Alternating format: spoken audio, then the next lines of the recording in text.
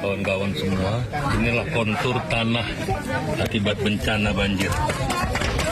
Terlihat keras, kering, tapi di bawahnya semua air. Ini yang membuat kendaraan sulit melintasi jalanan yang sudah terjang banjir. Pemirsa, kondisi tanah di Aceh pasca banjir bandang mengalami perubahan. Di beberapa titik tanah menyimpan air dan bertekstur lembek. Kawan-kawan semua, inilah kontur tanah akibat bencana banjir.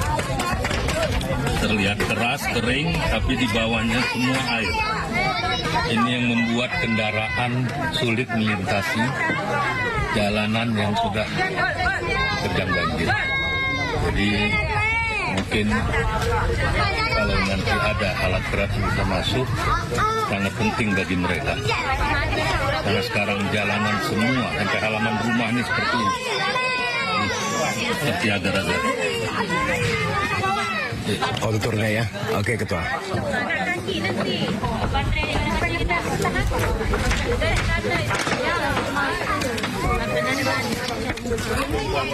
Jadi warning juga bagi kawan-kawan ya, komunitas yang mau kemari sudah tahu kontur tanah di sini kan.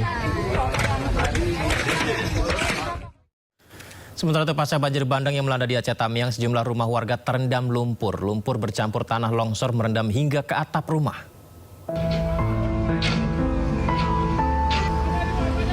Beginilah reaksi warga Aceh Tamiang menyaksikan rumahnya yang sudah tidak bisa ditempati lagi. Kondisi perkampungan di kawasan Aceh Tamiang, sejumlah rumah terendam tanah hingga nyaris ke genteng. Sebelumnya kawasan ini dilanda banjir bandang yang dipenuhi lumpur.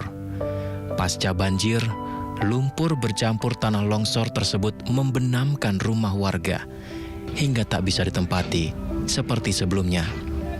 Warga hanya bisa meratapi kondisi rumahnya saat ini. Beberapa di antaranya mengaku seluruh barang hingga kendaraan motor yang disimpan di dalam rumah pun ikut tertanam. Ini rumah saya, kayak inilah kondisinya setelah banjir. Ini rumah ibu? Ya. Mau lihat? Ini teras nih. Ini pintunya? Iya, itu pintunya. Berarti terbenam kayak gini? Ini pintunya kemarin segini. Ini bisa masuk, Bu? Beneran? Bisa. Aman, Bu? Oke. Tadi pun nih. Nah, segini rumah kita. Itu motor, Bu? Iya. Nggak bisa dikeluarin? Lagi diusahain. Ini apa, Bu? Ini kamar kedua, itu kamar pertama. Nah, di sini kami 2 hari 2 malam, malam lebih. Jadi ibu sama anak-anak di atas ini? Saya berdiri situ. Ini Jemuran? ya jemuran. Baju-baju yang sudah digosok nih. Berarti ini kondisi ibu ada di atas sana selama 2 hari kemarin? Ya. Ya, di sini ada TV, udah tertimbun nggak kelihatan lagi. Di bawahnya ada tempat saya taruh piring-piring kalau ada acara-acara. Berarti ini udah nggak kelihatan? Terbuka ini pintu nih. dapur? Nggak terbuka dindingnya. Berarti kondisinya Kalau saat mau ini masuk. udah kayak gini ya, Bu ya? Ya, sangat miris. Alhamdulillah kita masih bisa diselamatkan ya. Motor saya kerja. Ini motor ibu kerja? Ya, Menurut ibu masih bisa diambil nggak, Bu, motornya? bisa, insya Allah bisa. Insya Allah bisa ya, Bu ya? Semoga bisa, karena saya sangat butuh nih keretanya nih. Oh, ini hujan, jadi kita nggak boleh lama-lama di sini? Ya, boleh lama-lama di sini. Karena takut Banjir lagi. terdampak ya? Karena begitu dalam, warga belum bisa membersihkan tanah yang menimbun rumah mereka. Warga membutuhkan bantuan pemerintah untuk membantu mereka.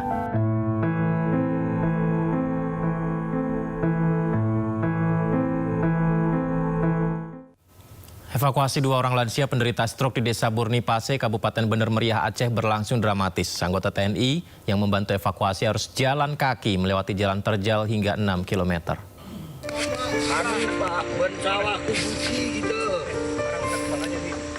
Dua orang lansia berusia 60 dan 65 tahun penderita stroke ini harus digotong secara bergantian oleh anggota TNI. Mereka menjadi korban banjir bandang di Bener Meriah, Aceh yang desanya terisolir.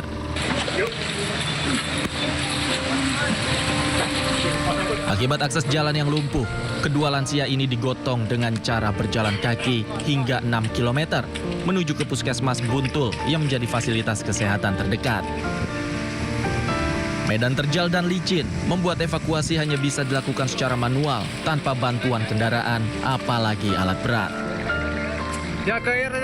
Setibanya di Puskesmas Buntul, kedua lansia langsung ditangani oleh petugas kesehatan untuk mendapatkan perawatan intensif.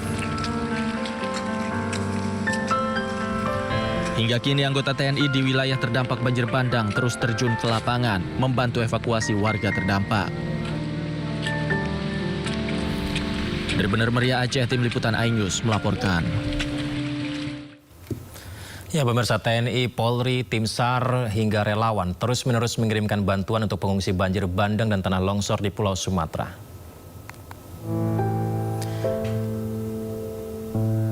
Seperti inilah suasana pembagian bantuan yang diberikan kepada anak-anak di kawasan Aceh. Warga juga terlihat sangat bahagia senang ketika melihat ada relawan yang datang membawa bantuan. Bantuan-bantuan seperti makanan ringan, bahan makanan, minuman, cukup membantu pengungsi untuk membahagiakan mereka sementara, meskipun tidak memenuhi kebutuhannya secara maksimal. Gerakan relawan dari seluruh Indonesia, sebelumnya kita lihat ada TNI, Polri, tim SAR, tim gabungan, semuanya datang ke lokasi bencana di Pulau Sumatera dan disebarkan di media sosial untuk menyadarkan kita bahwa pengungsi bencana di Pulau Sumatera belum baik-baik saja.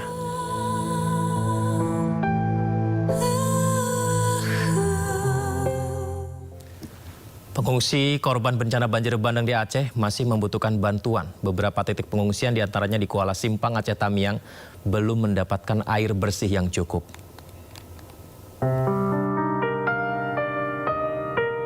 Bantuan air bersih juga menjadi salah satu yang sangat dibutuhkan pengungsi korban banjir bandang.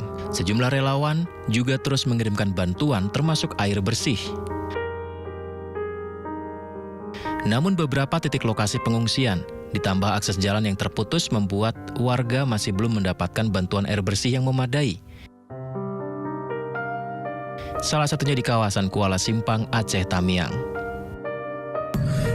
Minta dibukakan akses jalan, dibukalah arak berat di depan SMK Negeri 1 Karangbaru ini, SMK 1 Kuala Simpang. Asli air bersih belum masuk sama kami, Pak. Kami masih sama sekali nggak ada ya? Belum, masih saring-saring kami, Pak.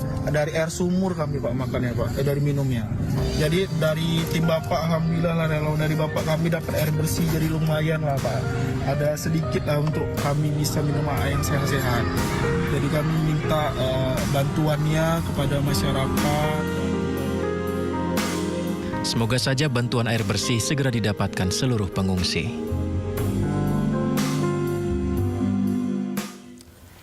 Ya, sekali lagi semoga saja bantuan bisa segera diterima merata ya bagi pengungsi di Pulau Sumatera. Namun informasi berikutnya ini pemirsa, Menteri Keuangan menolak bantuan adalah dari sitaan balpres ilegal. Jadi Menteri Keuangan Purbaya Yudhisadewa menolak adanya wacana sitaan balpres ilegal untuk korban Sumatera. Purbaya melarang bea cukai salurkan pakaian ilegal karena tidak ada aturannya. Pak, kemarin pelabuhan lain juga Pak, dipasang di pelabuhan lain juga nggak Pak? Sampai mau dikirim ke pusat bencana, barang-barang balpres. Pak Nirwawan kemarin bilang jadi dikirim Pak Nirwawan ada pola katanya itu ada kalau memungkinkan dan diizinkan. Aturannya memungkinkan. Selama ini kan aturannya belum memungkinkan untuk belum dikirim. Belum. Kalau saya suruh sumbang, saya beli barang baru, saya harus di dalam negeri. Biar aja itu kan ilegal. Paling nggak secara formal nggak ada